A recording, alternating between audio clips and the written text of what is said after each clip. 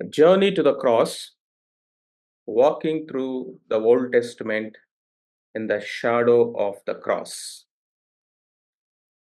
శిలువ యొక్క ఛాయలు పాత నిబంధన గ్రంథంలో చూస్తూ, పాత నిబంధన గ్రంథమంతా మనము ప్రయాణం చేయడానికి ప్రయత్నం చేద్దాం.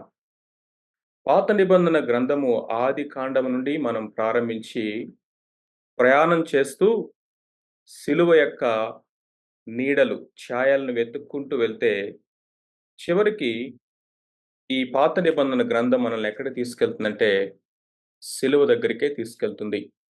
అందుకనే దీని యొక్క title journey to the cross, సిలువ దగ్గరికి ప్రయాణం. కానీ మనం ప్రారంభించేది న్యూ టెస్ట్‌మెంట్‌లో కాదు, ఓల్డ్ టెస్ట్‌మెంట్ నుంచి.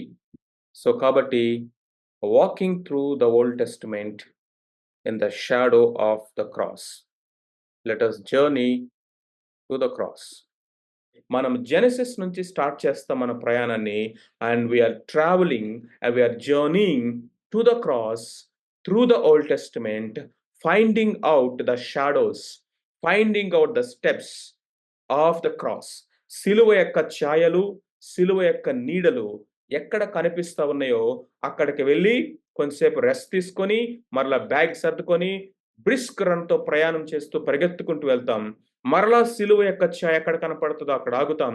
కొంతసేపు సిలువను అధ్యయనం చేసుకుంటాం. అక్కడ రెస్ట్ తీసుకుంటాం. మరలా బ్యాగ్ సర్దుకొని బ్రిస్క్ రన్‌లో పరిగెత్తుకుంటూ వెళ్తాం. Maybe in these few sessions we have Old Testament అంతా కూడా పరిగెత్తుకుంటూ మనము సిలువ దగ్గరికి రావడానికి ప్రయత్నం చేద్దాం. కానీ మన హాల్టింగ్ పాయింట్స్ ఏంటంటే సిలువ యొక్క ఛాయలు, సిలువ యొక్క నీడ. ప్రకటన గ్రంథము 13వ అధ్యాయము 8వ వచనం గనుక మనం చూసినట్లయితే యేసుక్రీస్తు ప్రభువారి గురించి చెప్పబడిన మాట అంటే, Christ is the lamb slain from the foundations of the world. Slain from the foundations of the world. యేసుక్రీస్తు ప్రభువారంట జగత్తు పునాది వేయబడక మునుపే వధించబడిన గొర్రెపిల్ల. ఏంటి మాట అసల? ఏమన్నా అర్థముందా? జగత్తు పునాది వేయబడక ముందే అంటాడేంటి? Foundations of the world. ఈ లోకము ఇంకా ఆవిర్భావములోనికి రాకముందే, దేవుడు సృష్టించక ముందే యేసుక్రీస్తు ప్రభువారు వధించబడిన గొర్రెపిల్ల. అంటే దేవుని యొక్క సర్వజ్ఞానములో, సార్వభౌమాధికార చిత్తంలో యేసుక్రీస్తు ప్రభువారు మానవాళి యొక్క రక్షణ కొరకై దేవుడు ముందుగా సిద్ధపరిచినటువంటి provision of salvation. The provision of salvation is Jesus Christ, the Lamb of God, slain from the foundations of the world.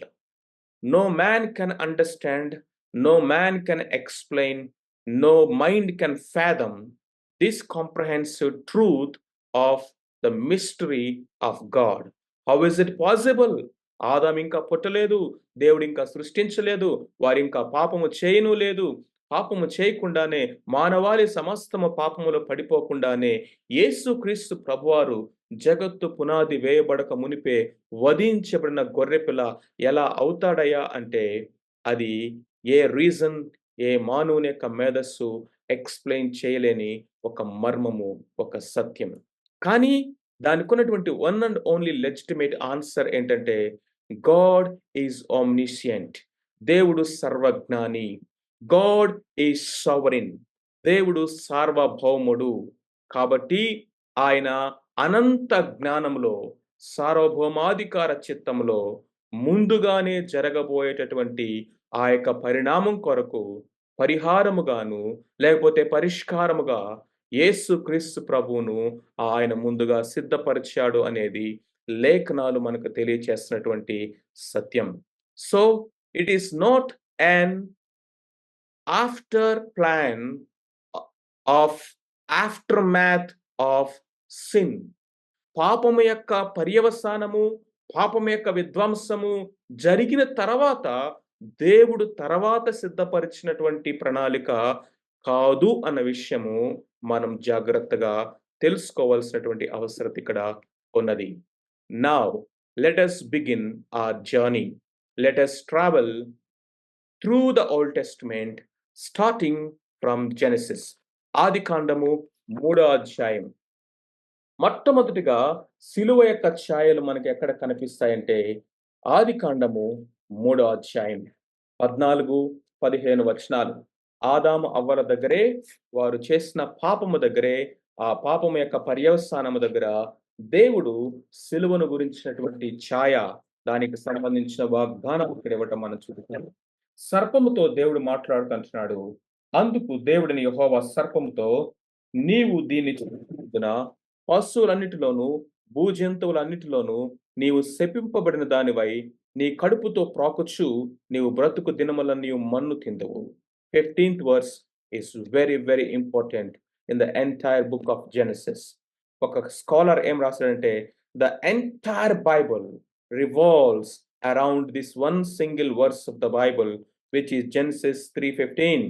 మరియు నీకును స్త్రీకిని నీ సంతానమునకు ఆమె సంతానమునకు వైరము కలుగు చేసేదను, అది నిన్ను తల మీద కొట్టును, నీవు దానిని మడిమి మీద కొట్టుదు అని చెప్పాను. అది అన్నప్పుడు ఇక్కడ స్త్రీ సంతానము అని చెప్పబడినటువంటి ఎవరు ఈ స్త్రీ సంతానము? ప్రభు అయినటువంటి యేసు క్రీస్తును గురించినటువంటి వాగ్దానముగా ఇవ్వబడినటువంటి మాట ఇది. మానవుడు పాపము చేసి పారిపోయి తన యొక్క జీవితాన్ని సర్వనాశనం వైపు సమస్త మానవాళిని తీసుకుని వెళ్తున్నప్పుడు God himself he's given the remedy and the recovery also.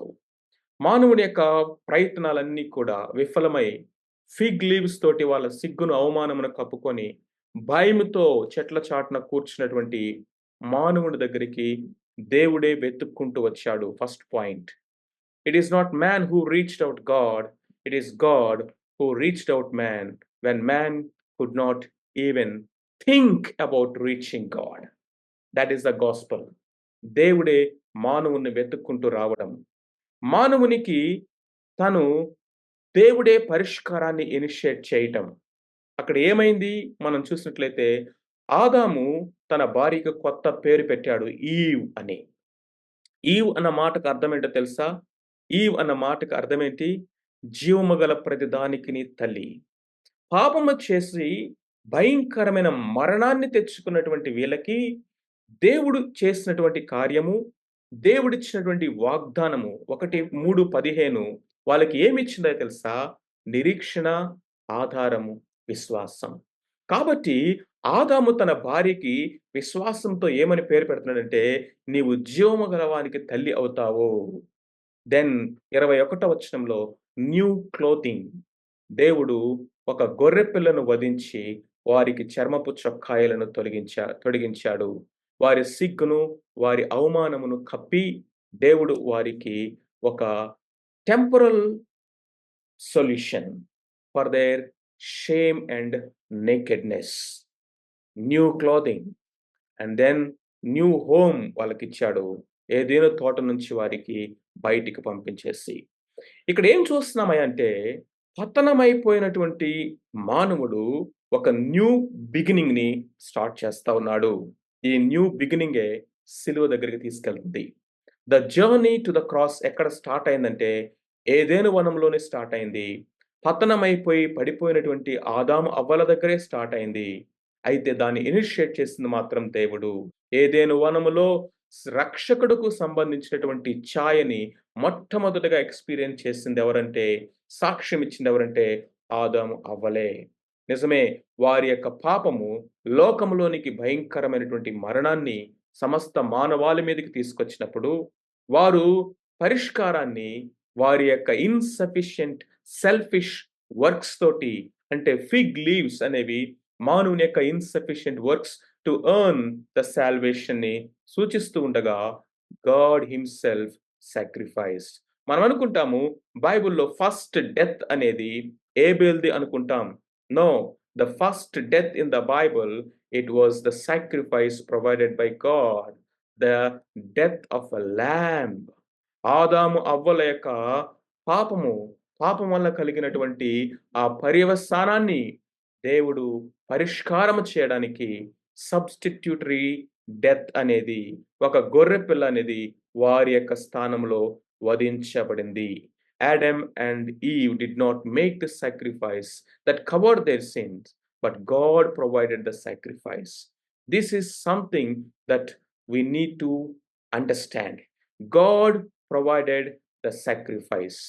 ఏ విధంగా అయితే 15వ వచనంలో మెస్సయ్యను గురించినటువంటి ప్రవచనాత్మకమైనటువంటి పర్మనెంట్ సొల్యూషన్‌ని దేవుడు అక్కడ వాగ్దానం చేసి, దానికి ఛాయారూపకముగా, షాడోగా ఉన్నటువంటి ఒక గొర్రె పిల్లను వధించి, ఇదిగో దిస్ ఈస్ హౌ స్త్రీ సంతానముగా రాబోయేటటువంటి ఆయన ఈ విధముగా వధించబడి, ఆదామా నీకును, నీ సంతానం అందరి యొక్క పాపమును పరిహారము కొరకు ఈ spiritual nakedness and spiritual death, ఈ భయంకరమైన జడ్జిమెంట్ నుంచి నువ్వు పోగొట్టుకున్నటువంటి ఆ జీవ వృక్ష ఫలమును మరలా తినటానికి నిన్ను నిత్య జీవములోనికి తీసుకొచ్చేటువంటి ఆ ల్యాంబ్ ఆఫ్ గాడ్, ఆ స్త్రీ సంతానమే 3:15లో వాగ్దానం చేయబడింది. అది ఎంతో దూరంలో ఉన్నది. కానీ దాన్ని ఇప్పుడు నువ్వు చూడాలంటే ఈ గొర్రె పిల్లను చూడు. ఈ గొర్రె పిల్లలాగా ఆయన వధించబడబోతాడు. The lamb that was slain in the Garden of Eden is a shadow, a type of Jesus Christ.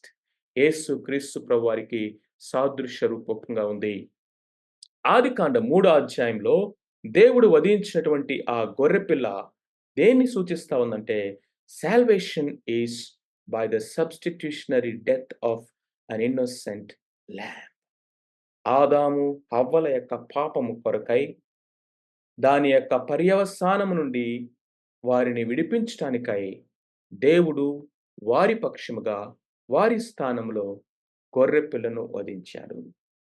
రక్షణ అనేది మన స్థానంలో, మన కొరకు ఒక ఇన్నోసెంట్ ల్యాంబ్, అమూల్యమైన, నిష్కలంకమైన, నిర్దోషమైన గొర్రెపిల్ల క్రీస్తు ప్రభువు. బాప్తిస్మిచ్చి యోహానన్నాడు అందుకే, ఇదిగో లోక పాపములను మోసుకొని పోవు దేవుని గొర్రెపిల్ల, the innocent lamb of God died in your place, in my place, as a substitution. That is the basis of our salvation. ఇది ఎక్కడ స్టార్ట్ అయింది? ఛాయారూపకముగా in the garden of Eden.